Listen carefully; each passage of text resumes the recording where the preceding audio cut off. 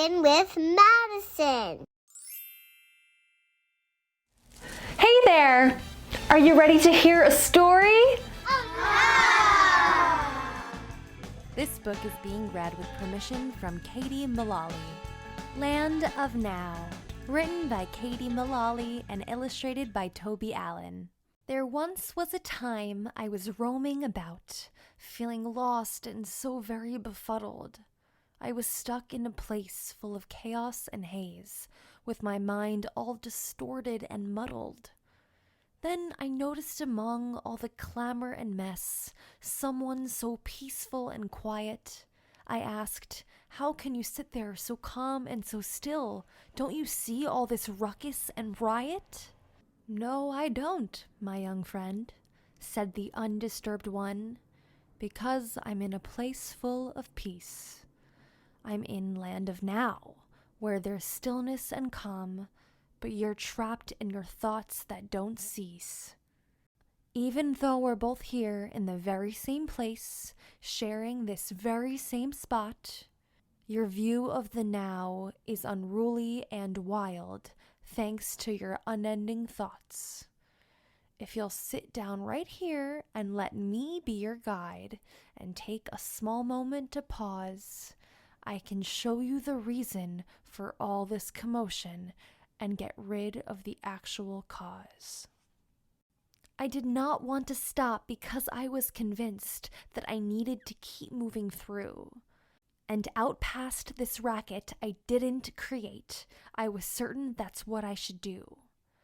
But the guide said, "You can't, 'cause this place that you're in is the now and it's always with you. There is never a time when you're not in the now.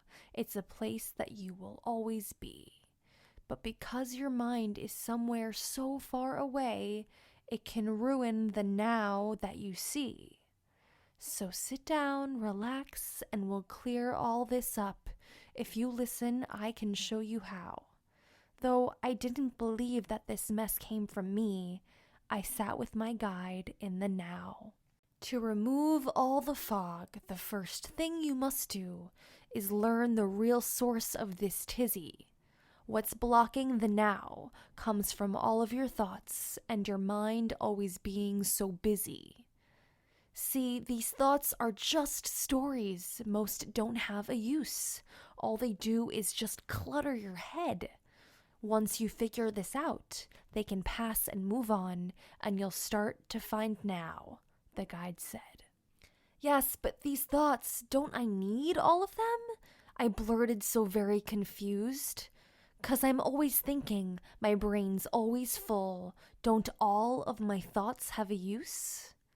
"No," said the guide, "since the thing about thoughts is they're full of this meaningless chatter, yammering endlessly, filling your head with stuff that does not really matter. What they actually do is obscure what is real and turn into a screen that can hide. All that's happening here in this moment we have, so you miss out on now," said the guide. "To uncover the now and get rid of this ruckus, you need to stay quiet and hear each of the thoughts that you're constantly having and let them begin to appear. Then you will become the observer who sees all these thoughts that can mess up your view. From there, they'll become something separate, distinct, that are outside and other than you. You see, you aren't your thoughts, but these things like to linger, running amok in your head. But when you understand that they're not who you are, they can all clear out instead." I wasn't so sure this would actually work, but I wanted to give it a try and see if my thinking could somehow take shape to discover the now with my guide. The first thoughts I saw looming there in the haze brought with them worry and fret. They made me quite nervous of what was to come, of a future that wasn't here yet. I began to stress out over what might occur. There were so many possible things. About the next day or the next year to come, who knows what the future could bring? "Oh, these thoughts," said the guide. "Do they offer a plan or actions you can take today? 'Cause if you do something here and then act in the now, you can keep future worries away. But if all of these thoughts only bring with them fear of things that you cannot control, you should just ignore them. They've nothing to give. Please do not let them take hold. Instead, try to bring your mind back to this moment by taking a big, deep breath in. And this trick will help you return to the now where these future worries can't win." So I looked at them all, and I took what was useful, actions that could be applied. Then I let all these future thoughts flutter away and came back to the now with my guide. The next thoughts that appeared were of things from my past, like errors that still caused regret, and ways I was treated that still made me mad, all these times I could just not forget. Yes, your sorrow is from what has happened before, but you cannot go back there to mend. "Because what has occurred is now done," said the guide. "The past cannot change, my young friend. But what you can do is begin to let go of this time that is over and gone. Only then can you truly be here in the now when the past has released and moved on."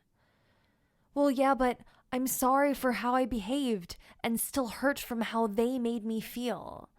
I cannot just let these things go," I continued, "because they're still painful and real. You're only affected by thoughts from the past, 'cause your thinking helps keep them alive. If you listen and use my advice," the guide said, "these thoughts can no longer survive.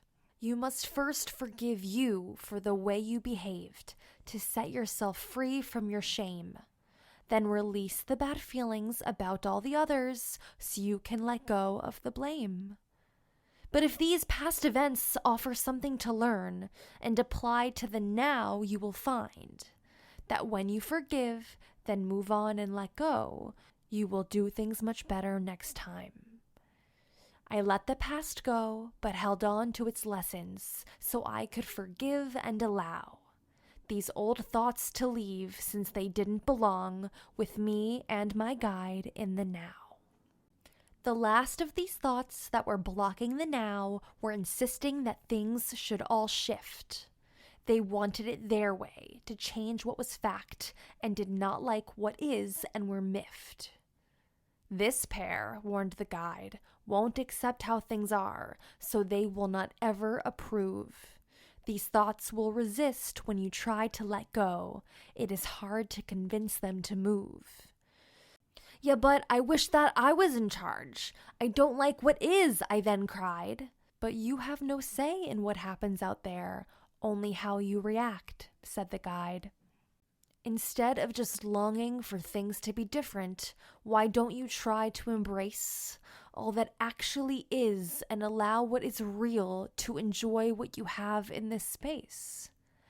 And when you decide to be grateful instead for what really is in this land, all that you have will begin to shine through and the beauty of now will expand." So I looked all around and I chose to be thankful, and then I began to decide to let go of control and accept all that is and appreciate now with my guide. Then all of the chaos and fog disappeared, thanks to my thoughts moving past. I started to see what was truly around. I was in land of now here at last. "Wow," I exclaimed. "How'd I miss all this wonder? Why couldn't I see it before? This place is amazing. I feel so at peace. Oh, please tell me there's more." "What you see," said the guide, "it has always been here, but the splendor of now wouldn't show until you had become very present and still and had let all the useless thoughts go. So now that they're gone, you can start to enjoy this spot right here under our tree and live in the moment, this beautiful place, in land of now here with me." Yeah, but what can I do when the chaos comes back and all of the thinking returns? I want to stay here in the now, I proclaimed. Is there something that I can still learn? Yes, said the guide. You must learn to detect when your thinking has taken command. If you feel worried or anxious or sad, it can mean you are not in this land. Once you're aware that these thoughts have come back, just remember the skills you have gained. How to clear up your mind and be here in the now so that none of these thoughts can remain. Just shift your attention and wiggle your toes, then feel the cool breeze on your face, or focus on sounds that you hear all around. It will help you stay here in this place. So now when my mind gets all flustered and full and the mayhem wells up from inside, I'll pause for a moment and take a deep breath to stay in the now with my guide. This land of now is here for you too. It's something we all can possess. When you learn to let go of the thoughts you don't need, you'll be free of the chaos and stress. You see, my dear friend, you are always in now, so please do not waste one more minute. Being stuck in your thoughts, missing out on what's here, the now's all there is, so be in it. The end. Okay, thumbs up if you enjoyed the book. Nice. If you would like to purchase this book for your at-home library, you can click on the link in the description box below to support the talented authors, illustrators, and publishers. Thank you for watching, and remember to hit the subscribe button if you want to hear more read-alouds, do some science experiments, watch videos about letters and numbers, and do some really fun arts and crafts projects with me. I'll see you next time. Bye! Thanks for watching.